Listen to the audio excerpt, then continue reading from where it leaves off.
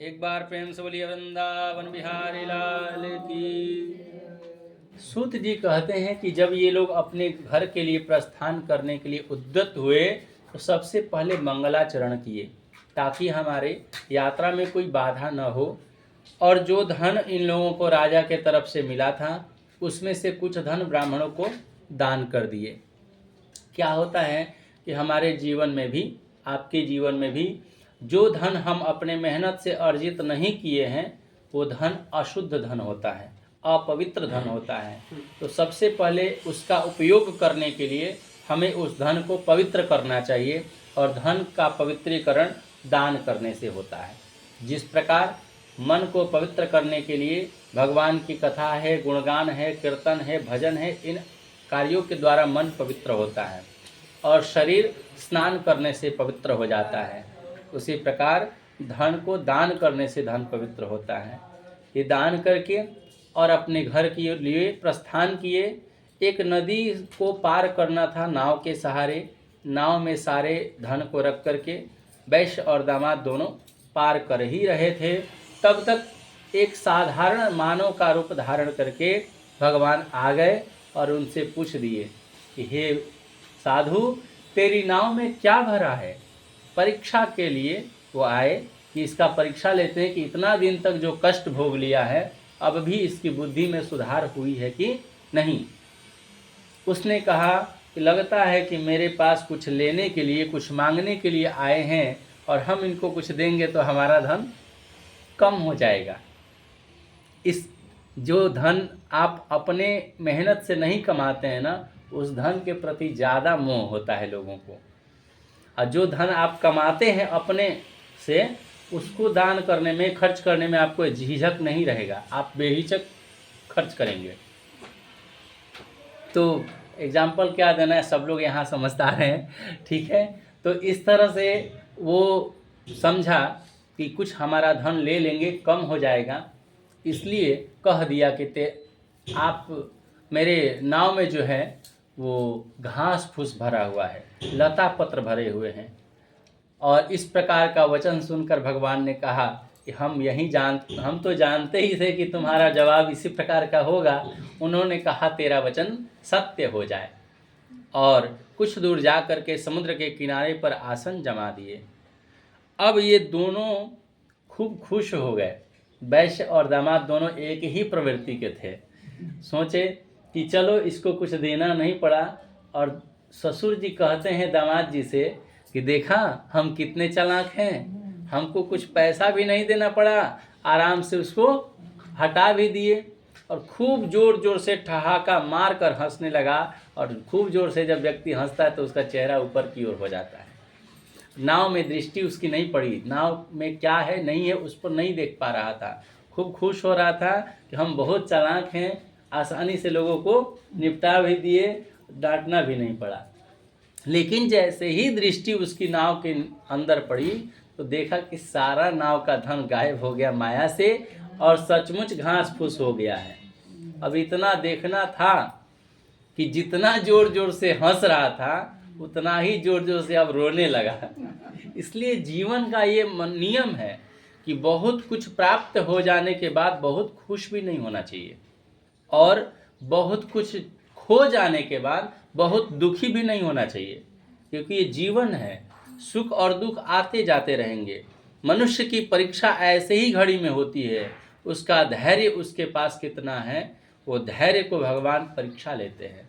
जब भगवान भी अपने भक्त के ऊपर प्रसन्न होते हैं ना, तो उसका सब कुछ पहले छीन लेते हैं। इसको देखने के लिए इसके पास कितनी धैर्य है, और जब छीन लेते हैं और उसके बाद परीक्षा लेते हैं, क्या उसके जितने सगे संबंधी उस सबसे नाता तोड़वा देते हैं। किसी से प्रेम नहीं रहता, कोई संबंधी उसके पास चार लोग नहीं खड़े होने के लिए खड़े होते हैं। और तब भी व्यक्ति के मन में यदि भक्ति भगवान के प्रति रहती है, इतने में तो लोग टूट जाता है। एक बेटा मर जाए जवानी में, बस लोग टूट जाते हैं कि अब भगवान से विश्वास खत्म हो गया, अब न पूजा करेंगे, न पाठ करेंगे, न कुछ करेंगे, सब खत्म। बस इतना है, कमजोर था तुम्हारा विश्वास, इतनी कमजोर भक्ति थी। लेकिन इतना खोने के बावजूद भी जो व्यक्ति अपने जीवन में भक्ति को दृढ़ रखता है भगवान के प्रति, तब भगवान कृपा करते हैं उसके ऊपर। और क्या करते हैं? ऐसी कृपा करते हैं कि उसको इतने ऊंचे पद पर बैठा देते हैं कि जितने सगे संबंधी हैं वो सब लोग चकाचौंध दृष्टि से देखें कि ये व्यक्ति इतना ऊपर कैसे चला गया। फिर उसकी बराबरी कोई करने योग्य नहीं होता। भगवान इतने ऊंचे पद पर उस व्यक्ति को बिठा देते हैं क्योंकि यही मेरा सच्चा भक्त है। इतने कष्ट देने के बावजूद भी जीवन में कभी धैर्य नहीं खोया। इसलिए भगवान के प्रति भक्ति को दृढ़ रखना चाहिए, घबराना नहीं चाहिए। छोटा मोटा विपत्ति आफत परेशानी आ गई, लोग अपना धैर्य खो देता है, उसमें धैर्य रखना चाहिए। अब यहाँ पर जितना जोर से ठहाका मारकर हंस रहा था साधु, उतना ही जोर से रोने लगा और रोते रोते मूर्छित हो गया। थोड़ी देर के बाद जब मूर्छा खुली तो चिंता करने लगा कि अब जीवन जीने का क्या लाभ। जीवन में इतना कष्ट तो भोग लिए हैं, अब जब सुख की बारी आई थी तो सारा धन नष्ट हो गया, अब हम किसके सहारे जीवन व्यतीत करेंगे। तब उसके दामाद ने समझाया कि हे ससुर जी, व्यर्थ शोक करते हैं आप। वो दंडी स्वामी ने जो श्राप दिया है ना, वहीं सब कुछ करने में समर्थ हैं, अतः उन्हीं की शरण में चलनी चाहिए, तभी हमारी इच्छा पूरी होगी। इस प्रकार से वो दोनों वैश्य और दामाद जाकर के उस दंडी जो किनारे जाकर बैठे हुए थे उनके शरण में जाकर के शरणागति हो गया और बोले कि हे प्रभु, मैं मनुष्य हूँ, जब आपकी माया से मोहित होकर ब्रह्मा आदि देवता भी जब आपके रूप और गुण के बारे में नहीं जानते, तो मैं आपकी माया से मोहित होकर आपके विषय में कैसे जान सकता हूँ। अतः मैं अब शरणागति हो चुका हूँ, अब आप मेरे नाव में धन भर दीजिए, इस बार सत्यनारायण भगवान का व्रत पूजा अवश्य करूँगा। अंतिम कमिटमेंट फिर भगवान के सामने बैठ करके कर रहा है। भगवान ने कहा कि लोभी मनुष्य को सिर्फ धन चाहिए, लोभी व्यक्ति को धन चाहिए, धन मिल गया उसका काम खत्म, और बाकी का चीज उसको कुछ अच्छा नहीं लगता है।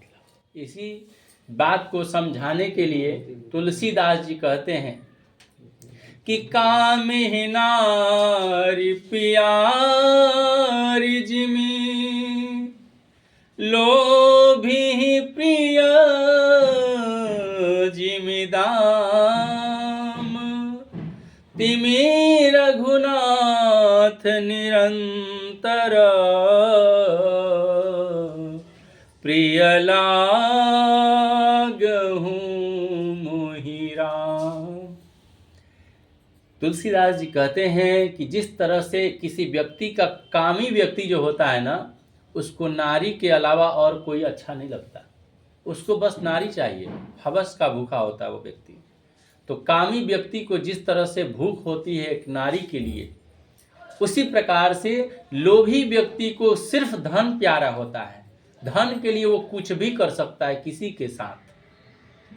हे प्रभु, आप भी हमारे जीवन में तिमि रघुनाथ निरंतर, हे प्रभु आप हमें प्रिय लगिए। जितना प्रिय एक लोभी के लिए धन होता है, जितना प्रिय एक कामी व्यक्ति के लिए नारी होती है, हे प्रभु आप भी हमारे जीवन में ऐसा ही भक्ति दृढ़ कर दीजिए कि हमेशा हमेशा के लिए आप ही प्रिय लगिए और कोई प्रिय न लगे।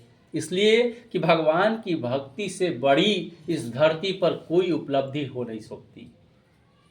एक शरभंग मुनि थे, जब वो प्राण अंत होने का समय आ गया तो इंद्र सहित देवता लोग विमान लेकर के आए थे कि इस विमान पर बैठिए, और इंद्र का पद उनको मिलना था। यहाँ तो वार्ड पार्षद, मुखिया और मुख्यमंत्री बनने के लिए लोग कितना लोगों का हत्या कर देते हैं, लेकिन मुख्यमंत्री और प्रधानमंत्री का पद नहीं, इंद्र का पद। प्रधानमंत्री तो फिर भी एक देश का मालिक होता है, लेकिन इंद्र का पद पूरे वैकुंठ का मालिक होता है, स्वर्ग का मालिक होता है, और वो पद उनको मिलने जा रहा था, लेकिन उन्होंने ठुकरा दिया, नहीं हम इस पुष्पक विमान पर नहीं बैठेंगे। क्यों? क्योंकि उसी समय उनकी ही भक्त सुतीक्ष्ण जी राम और लक्ष्मण जी सीता जी के साथ आ रहे थे इनके आश्रम में।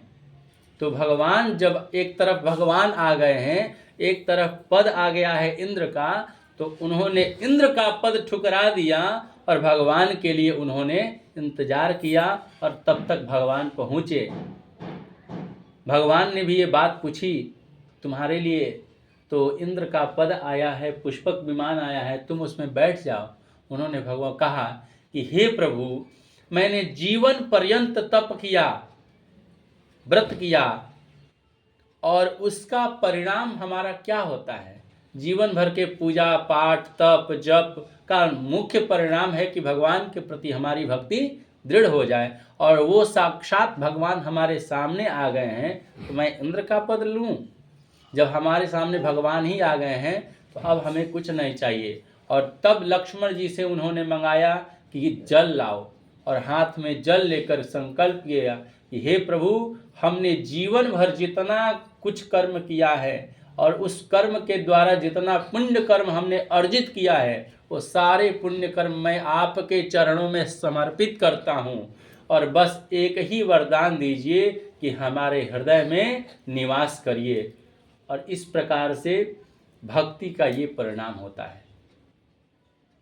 अब वहाँ पर भगवान से कहा कि आप मेरे नाव में धन भर दीजिए, और तब मैं अपने घर के लिए प्रस्थान करूँगा, और तब सत्यनारायण भगवान का पूजन करूँगा। क्योंकि वो लोभी मनुष्य था, बनिया था, उसको सिर्फ धन चाहिए। भगवान ने कहा कि जो तुम्हारी इच्छा हो वो पूर्ण हो। भगवान तो सब कुछ देंगे, लेकिन मनुष्य अपनी तुच्छ बुद्धि के कारण छोटी मोटी चीज़ों को मांग करके तृप्त हो जाता है, और भगवान की अविरल भक्ति को नहीं मांग पाता, जो कि वो अटूट चीज़ है, अमीटनीय है। इस प्रकार से वो अपने घर के लिए प्रस्थान किया। नाव में भगवान ने भर दिया धन, और घर पर जाने से पूर्व अपने एक धन की रक्षा करने वाले दूत को पहले भेज दिया, जाओ मेरी पत्नी को खबर दे दो कि धन, बहुत सारे धन संपत्ति लेकर के दामाद के साथ तुम्हारे पतिदेव गांव के नज़दीक आ चुके हैं। इसकी भी क्या ज़रूरत थी? सच पूछिए, जब तुम जा ही रहे हो घर तो डायरेक्ट मिल लेते, लेकिन धन का अहंकार उसे पहले भेज दिया कि जाओ मेरी पत्नी को खबर दो। संजोग से जब ये खबर देने के लिए पहुंचा, तो लीलावती और कलावती दोनों पूजा पर बैठी हुई थी, कथा कर रही थी। तब तक ये जाके कान में खबर दे दिया कि हे लीलावती, आपके पतिदेव आपके दामाद के साथ बहुत सारे धन लेकर के नाव से गांव के नज़दीक आ चुके हैं। अब इतना सुनना था कि सब भक्ति गया पानी में, तुरंत उठ गई। जिस कथा के लिए, जिसका परिणाम उसने बहुत पहले दुख भोग लिया था, लेकिन जब धन का नाम सुनी तो फिर सब भूल गई और उठ गई पूजा से तुरंत, और बेटी को समझा रही है कि हे कलावती, तुम भी व्रत को झटपट समाप्त करके आ जाना, मैं पहले जा रही हूँ अपने पति से मिलने के लिए। अब वो चल दी। वहाँ जब पहुँची तो अपने पति को वहाँ देखा, दामाद को देखा, बहुत सारे धन को देखा। इतना धन देख करके वो बेचारी परेशान हो गई। मतलब इतना धन हम कैसे जीवन में जी पाएंगे, कैसे भोग पाएंगे, बहुत धन था। और माँ की जब बात याद आई कलावती को कि माँ ने कहा है कि झटपट व्रत को समाप्त करना, तो ये भी पूजा से उठ गई। पूजा जल्दी जल्दी खत्म कर करके, और प्रसाद को नहीं खाई, जल्दीबाजी में भूल गई। और जब वहाँ पहुँची अपने पिता के पास, तो उसने देखा कि मेरे पिता गायब हो गए हैं, पति भी गायब हो गए हैं, और जितने नाव में धन भरा हुआ था वो नाव सहित डूब गया जल में। सारे नाव चलाने वाले भी चिंता करने लगे कि पूरे जीवन काल में ऐसी घटना मैंने कभी नहीं देखा कि नाव किनारे पर खड़ी है और डूब जाए। लेकिन माया से तो कुछ भी हो सकता है। अब लीलावती पति की पादुका माथे पर लेकर सती होने की इच्छा करने लगी। अब मर जाते हैं, अब जीवन जीने का कोई लाभ नहीं है। एक औरत का सबसे बड़ा सहारा होता है उसका पति। वो गरीब भी है, धनी भी है, तो पति यदि जीवित है तो बेड़ा पार लग जाएगा। और एक पुरुष के जीवन का सबसे बड़ा संपत्ति होता है उसकी धन, उसका संपत्ति। तो जो सोची कि अब धन तो है ही नहीं और पति भी नहीं है तो किसके सहारे जीवन जिएंगे। सती होने के लिए जैसे ही आग में बैठने वाली थी कि आकाशवाणी हुई कि तेरी कन्या प्रसाद को त्याग कर पति को देखने चली आई है, इसी कारण इसका पति अदृश्य हो गया है। यदि पुनः घर पर जाकर प्रसाद को भक्षण करके आएगी तो अपने पति को निसंदेह पाएगी।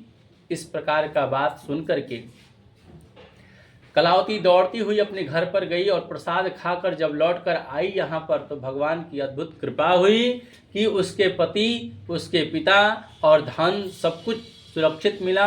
और इस बार जा कर के अपने पिता से कहती है कलावती, हे पिताजी अब तो घर चलिए, अब क्यों देर कर रहे हैं। और इस बार पूरे परिवार के सभी सदस्य मिल करके भाई बंधुओं को सबको निमंत्रण देते हुए घर पर पहुँचे, सारी सामग्रियों को जुटाकर और विधि विधान के साथ सत्यनारायण भगवान का पूजन पूरा किया, क्योंकि अब तो किसी चीज़ की कमी रह ही नहीं गई थी। भरपूर विधि विधान के साथ सत्यनारायण भगवान का पूजा किया। तब से भगवान की कृपा से उसके जीवन में ऐसी भक्ति दृढ़ हुई कि महीने में एक बार नहीं बल्कि 2-2 बार सत्यनारायण भगवान का पूजन करने लगा। पूर्णिमा और संक्रांति दोनों दिन पूजा करके जब तक इस जीवन को जिए धरातल पर तब तक सुखपूर्वक जीवन व्यतीत किए और मरने के बाद अंत में वैकुंठ धाम को चले गए। एक बार प्रेम से बोलिए वृंदावन बिहारी लाल की, सत्यनारायण भगवान की जय, आनंद कंद भगवान की।